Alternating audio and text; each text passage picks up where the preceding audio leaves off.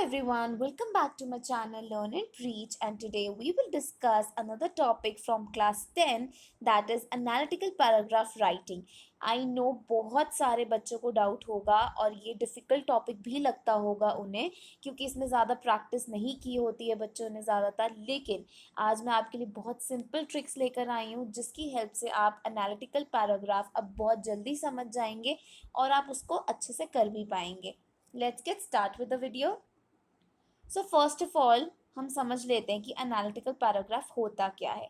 So it basically stands from the word analysis which means detailed examination of an element और a structure of something. तो जो भी आपको data given है, चाहे वो मैप है, चाहे वो चार्ट है, चाहे वो पाई चार्ट है, ग्राफ है, कुछ भी आपको डाटा गिवन है, आपको उसका पूरा निचोड़ निकालना है, यानी कि उसको अच्छे से समझना है कि उसमें गिवन क्या है और उसको वर्ड्स एंड देन पैराग्राफ में मोल्ड कर देना है। Okay, analytical paragraph writing is about analysing a given graphic and summarising the details given in that into a paragraph. तो आपको जो भी इंफॉर्मेशन दिख रही है उसको आपको वर्ड्स में और लाइंस में उतार देना है। और ये जो आपके ग्राफिक है ये मैप भी हो सकते हैं, chart, graph, report, comparative data, कुछ भी हो सकता है। आगे बढ़ते हैं। अब ये ज़रूरी क्यों है? ये इसलिए ज़रूरी है क्योंकि ये असेस करता है critical thinking and analytical writing capabilities. It evaluates your ability to communicate and support complicated ideas and test and design arguments, engage in a clear and intelligible discussion of an issue. So basically ये इसलिए introduce किया गया है through CBSE ने इसको इसीलिए ही डाला है आपके 10th के सिलेबस में, ताकि बच्चे कंपैरेटिव स्टडी करना सीख जाएं, क्योंकि इन फ्यूचर आपको बहुत काम आती comparative study. So that is the only reason why they have kept this thing in your syllabus. Now what to write, अब लिखना क्या है? A simple diagram with different details is very easy to summarize. You need to just note down the details and make sentences out of them. मैंने आपको बताया कि आपको सिर्फ डाटा देखना है और उस डाटा को बस समझना है कि वो क्या क्या आपको बता रहा है। आपको अपने आप से कुछ ज़्यादा लिखने की ज़रूरत नहीं है। जो डाटा गिवन है उसी को आपको वर्ड सेंटेंसेस में उतार देना है। ये देखिए, before you start writing identify the type of graphic and observe the details. अब आपको सबसे पहला काम है कि आपको आइडेंटिफाई करना है कि आपको जो डाटा दिया है वो किस टाइप का दिया है। पाई चार्ट है, हिस्टोग्राम है, ग्राफ है, चार्ट है, कंपैरेटिव स्टडी है, डाटा है, क्या है। अगर आप उसको जैसे ही पहचान जाएंगे तो आपके लिए बहुत ईजी हो जाएगा अपने पैराग्राफ्स को मोल्ड करना। अब आपको यहाँ पर 3 टाइप्स दे रखे हैं, यानी कि आपको अपने पैराग्राफ को 3 हिस्सों में बांटना है। सबसे पहला है इंट्रोडक्शन, कि आपको बताना है कि आपका जो डाटा है वो है क्या और वो आपको बता क्या रहा है। मोस्ट ऑफ द केसेस में आपका जो इंट्रोडक्शन है वो आपके टॉपिक में से ही 2 लाइनें में ही कंप्लीट हो जाता है, यानी कि आप अपने टॉपिक से ही 2 लाइनें उठाइए और आपका इंट्रोडक्शन रेडी है। उसके बाद आपकी जो बॉडी है, बॉडी में आपको बेसिकली कंपैरिजन करना होता है। जो जो आपको गिवन है उस डाटा में उन चीज़ों को जो आपकी हाईएस्ट हैं और जो लोएस्ट है उनको पिक कीजिए, उनका कंपैरिजन कीजिए and you are all ready to go, all set go. Then conclusion, तो कंक्लूजन में आपको जो आपने इंट्रो और बॉडी में डाला है वही आपको समराइज करके 3 लाइनों में लिख देना है। अब हम इसको डिटेल में समझते हैं। सबसे पहले हम देख लेते हैं points to remember. Introduce your graphic and your task. सबसे पहले आप इंट्रोड्यूस करोगे, फॉर एग्जांपल अगर पाई चार्ट है तो आप बताओगे दिस पाई चार्ट इलस्ट्रेट्स, और उसके बाद जो टॉपिक आपको दे रखा होगा क्वेश्चन में ही वो लाइन आपको लिखनी है। अभी मैं सब बताऊंगी। Use short meaningful sentences of your own, include the main details of the graphic, summarize the information given accurately, compare the details and data meaningfully, conclude with a line of overview, don't add your information or data. I've told you, आपको अपनी तरफ से कुछ भी extra info डालने की ज़रूरत नहीं है, जो गिवन है उसी को ही आपको लिखना है। Now here is one example, इससे आपकी सारी प्रॉब्लम्स दूर हो जाएंगी, आपकी सारी क्वेरीज रिजॉल्व हो जाएंगी। Pie chart is a circular graph divided into slices. ये आपने मैथ्स में पढ़ा ही होगा बहुत बारी कि आपका जो पाई चार्ट होता है, पाई चार्ट हम इसी तरीके से बनाते हैं और इस पाई चार्ट में हम क्या करते हैं, सर्कल होता है, सर्कुलर मैनर में ये होता है और उसके अंदर हम स्लाइसेस, जैसे पिज्ज़ा होता है ना, अगर आप पिज्ज़ा को देखो तो बिल्कुल आप समझ जाओगे जैसे पिज्ज़ा भी आपका राउंड होता है, उसमें 6 समटाइम्स 4 समटाइम्स 8 स्लाइसेस होती हैं, तो ऐसे ही पाई चार्ट है। अगर यहाँ पर हम कुछ ले रहे 20% का आपका कुछ काम है, यहाँ पे 10% है, देन यहाँ पर आपका 15% है, देन यहाँ पर आपका 30% है। सो इस तरीके से आप बाइफर्केशन कर देते हैं, राइट। तो आगे हम इसको समझ लेते हैं ना। Contribution to the economy of Turkey by sector. अब यहाँ पर आपको कंट्रीब्यूशन दे रखा है, यानी कि टर्की आपकी एक जगह है, उसकी कंट्रीब्यूशन यहाँ पर दे रखी है कि वहाँ की जो लोग हैं वो किस किस क्षेत्र में ज़्यादा पैसे कमाते हैं। तो अगर हम बात करें तो सबसे ज़्यादा जो पैसा आता है उनका कहाँ से आता है, सबसे ज़्यादा उनका पैसा आता है एग्रीकल्चर से 24% से, ठीक है। अब और ये बात हो रही है 2000 की। तो यहाँ पर हमारे पास 2 साल का दे रखा है हमारा पाई चार्ट कंपैरिजन। एक है हमारा 2000 का और एक है हमारा 2016 का। तो जो हमारा 2000 वाला उसमें एग्रीकल्चर है हमारा 24%। तो आपको यहाँ पर बहुत अच्छे से दिखाई दे रहा होगा कि सबसे ज़्यादा जो इकोनॉमी आती है वो है एग्रीकल्चर से। अब लीस्ट देख लेते हैं। सबसे कम आपको दिख रहा होगा कंस्ट्रक्शन, येलो वाला पार्ट, राइट। तो ये वाला जो है लीस्ट है और ये वाला आपका सबसे ज़्यादा है। तो आपका सबसे इम्पॉर्टेंट काम यही है कि जैसे ही आप डाटा देखो, डाटा में आप सबसे पहले ढूंढ लो कि हाईएस्ट कौन सा है और लोएस्ट कौन सा है। तो जैसे आप मैथ्स में रेंज करते हैं, रेंज में आप करते हैं ना highest score minus lower score, तो बस यहाँ पर भी यही है, ठीक है। लेकिन बस उसमें आपको नंबर्स के साथ खेलना होता है, यहाँ आपको वर्ड्स लिखने पड़ेंगे। आगे देखते हैं। अब ये 2000 से जब हम 2016 पे आए तो क्या क्या चेंजेस आए। तो अब यहाँ पर आप देख सकते हैं कि जब हम 2016 में आए तो एग्रीकल्चर डाउन हो गया, है ना, और जो आपका कंस्ट्रक्शन था वो बढ़ गया, यानी कि इसमें हाइक हो गई, है ना, और इसमें डिक्रीज हो गया। आपको मिल गए 2 पॉइंट्स मिल गए लिखने के लिए। अब आप 2016 में भी देखेंगे कि आपका जो हाईएस्ट है वो कहाँ पर इकोनॉमी की इन्वॉल्वमेंट है। इकोनॉमी की इन्वॉल्वमेंट सबसे ज़्यादा 2016 में है यहाँ पर health care and education system में 17%, और सबसे कम कहाँ है 8%, that is finance business and other. तो अब आपके पास ये भी 2 पॉइंट्स आ गए, ठीक है। तो अब यहाँ पर आप बहुत इजीली लिख सकते हो कि हाइक हुआ, कहाँ पर हाइक हुआ, हमारा कंस्ट्रक्शन में 2000 में 3% कंस्ट्रक्शन कंट्रीब्यूशन था इकोनॉमी का, but when we can witness and see and conclude 2016 it got hiked by how much percent, by 7%, ठीक है। Then you can also say कि यहाँ पर एग्रीकल्चर जो था 2000 में that was 24%, but when you came and when you have seen in 2016 so it got decreased, ठीक है, डेप्रिसिएशन हो गया, डिक्रीज हो गया बाय 10%, 24 से 14% आ गया। And now you can say during 2016 year the highest contribution in the economy was done by the sector healthcare and education and the least done by the finance business and other। clear? इससे आपको बहुत सारे points मिल जाएंगे। आगे देखते हैं हम। ये देखिए, तो अब यहाँ पर आपको दे रखा है, क्वेश्चन है इस तरीके से, the 2 pie charts below show the percentages of industry sectors contribution to the economy of Turkey in 2000 and 2016। तो यहाँ पर देखो आपको 2000 का भी पूरा पाई चार्ट दे रखा है, 2016 का भी। So summarise the information by selecting and reporting the main features and make comparisons where relevant. तो अब यहाँ पर हम इसकी एक्सप्लेनेशन देख लेते हैं। सबसे पहले देखिए, मैंने अभी आपको बताया कि आपका पहला पॉइंट जो है ना, जैसे ही आप डाटा देखते हैं सबसे पहले आप क्या कर लीजिए, हाईएस्ट यानी कि बिगेस्ट एंड स्मॉलेस्ट स्लाइसेस निकाल लीजिए।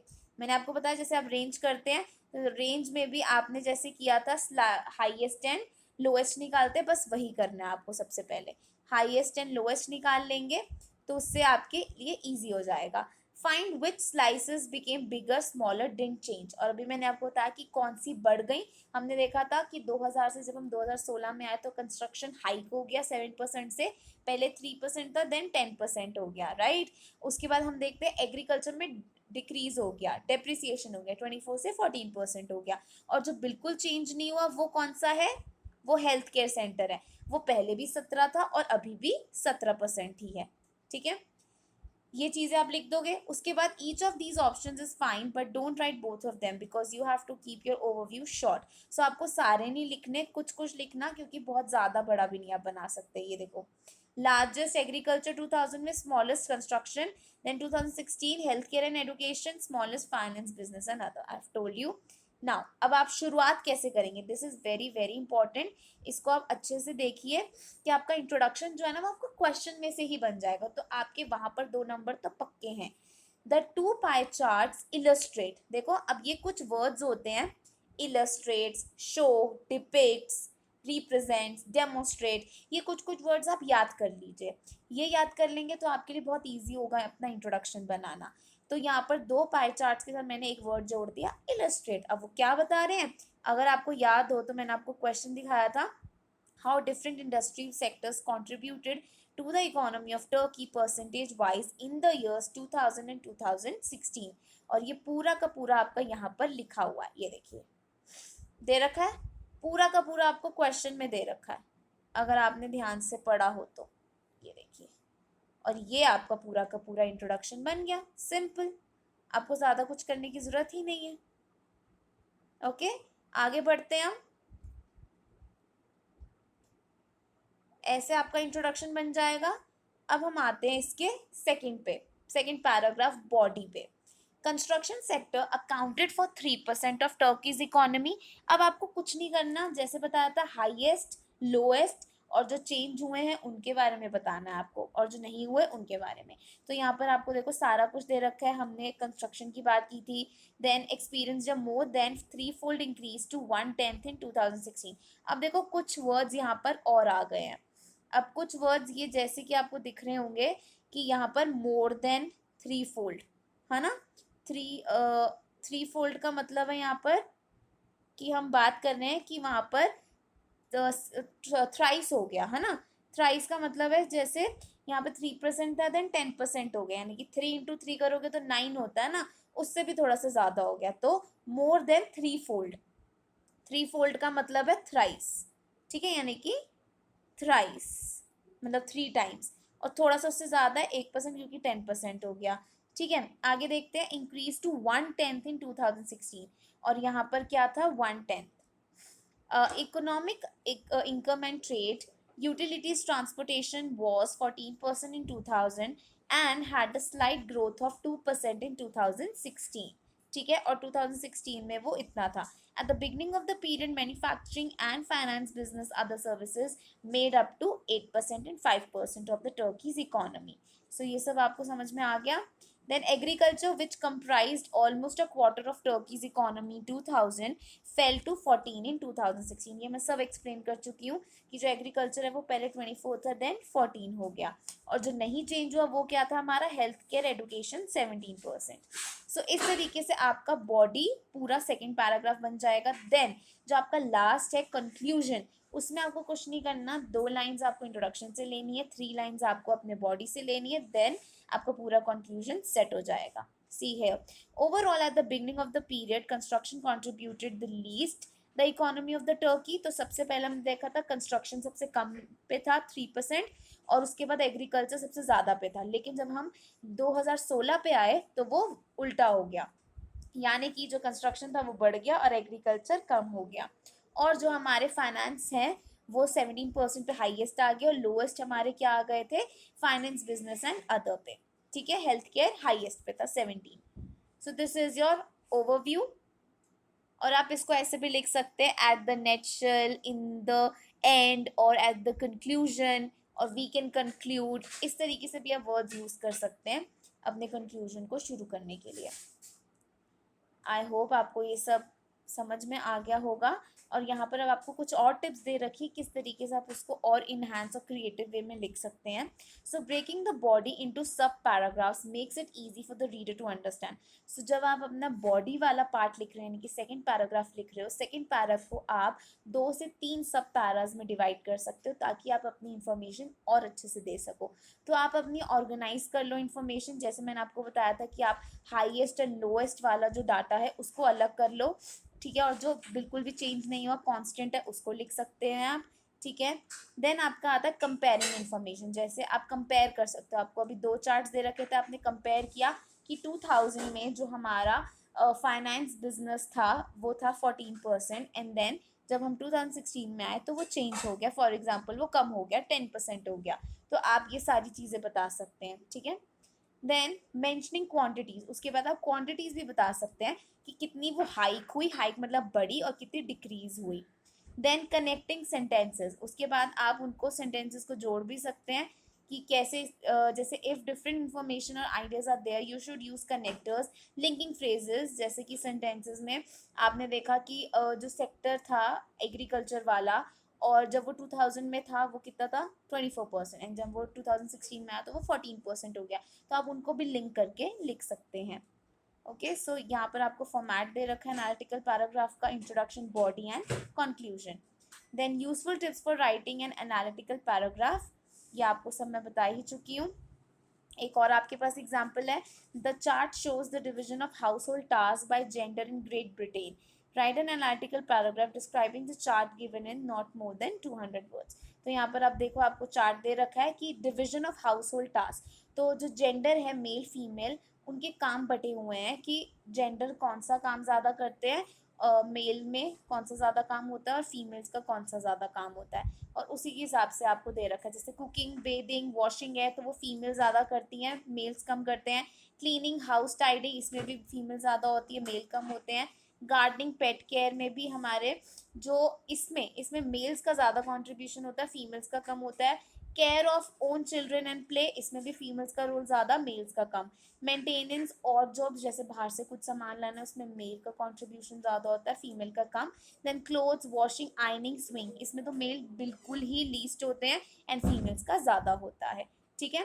तो ये सारी चीज़ें आप देख सकते हैं, और इसी के तरीके से आप अपना शुरू कर सकते हैं पैराग्राफ। कैसे कि अब यहाँ पर आपको चार्ट दे रखा है ना, तो आप लिखोगे the chart shows the number of minutes per day spent by British men and women in doing household tasks. On an average, the women spend about 4 hours doing household tasks, whereas the men spend less than 2 or half an hours. Okay, so इस तरीके से आप ऐसे ही अपना body बना सकते हैं। Body में आप लिखेंगे कि सबसे ज़्यादा जो काम है मेन कब करते हैं, वो सबसे ज़्यादा काम करते हैं गार्डनिंग एंड पेट केयर में, उसके बाद मेंटेनेंस ऑफ ऑड जॉब्स में करते हैं, है ना, और सबसे ज़्यादा फीमेल किस में करती है, कुकिंग, बेकिंग में, क्लीनिंग में, एंड देन केयरिंग में, then clothes, washing, ironing, sewing में। सो इस तरीके से आप अपनी सारी परसेंटेज लिख सकते हैं, कंक्लूजन भी दे सकते हैं, and that's it. I hope this video has been informative to all of you. अगर आपको ये वीडियो अच्छी लगी then please do like it and subscribe my channel for more such content. Thank you for listening to me.